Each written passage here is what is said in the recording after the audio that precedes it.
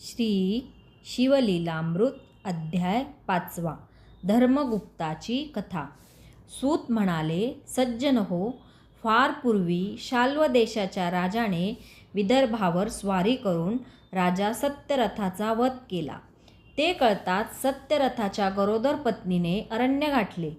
तेथे एका मुलाला जन्म देऊन ती पाणी पिण्यासाठी एका सरोवरापाशी गेली असता तेथील एका मगरीने तिचा घात केला। उमा नावाच्या एका विधवा ब्राह्मणीने ह्या अनाथ राजपुत्राचा सांभाळ केला। त्याचे धर्मगुप्त असे नाव ठेवले। आपला मुलगा शुचिव्रत याच्याबरोबर त्यालाही प्रेमाने वाढविले।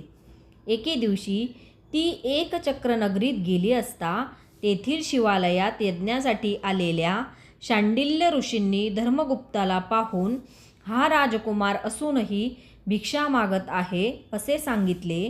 तेव्हा उमेने धर्मगुप्ताची माहिती विचारली असता शांडिल्य म्हणाले, याचा पिता विदर्भ नरेश सत्यरथ हा प्रदोष समयीची शिवपूजा सोडून युद्धास गेल्याने अल्पायुषी ठरला।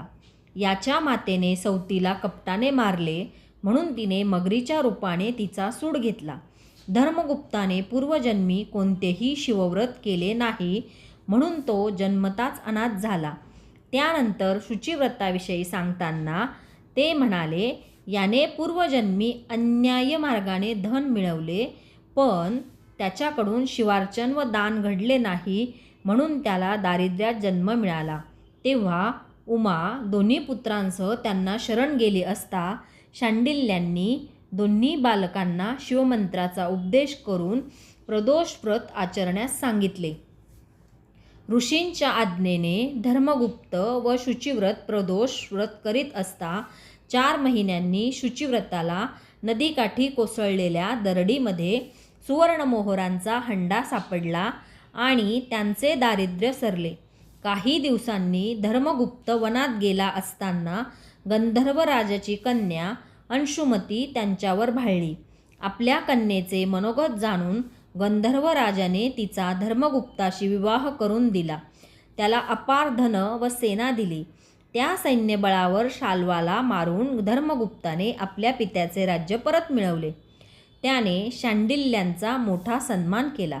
पुढे अनेक वर्षे राज्य करून त्याने आपला पुत्र सुदत्त याला गादीवर बसविले आणि दिव्य विमानात बसून तो अंशुमतीसह शिवलोकी गेला। ओम नमः शिवाय।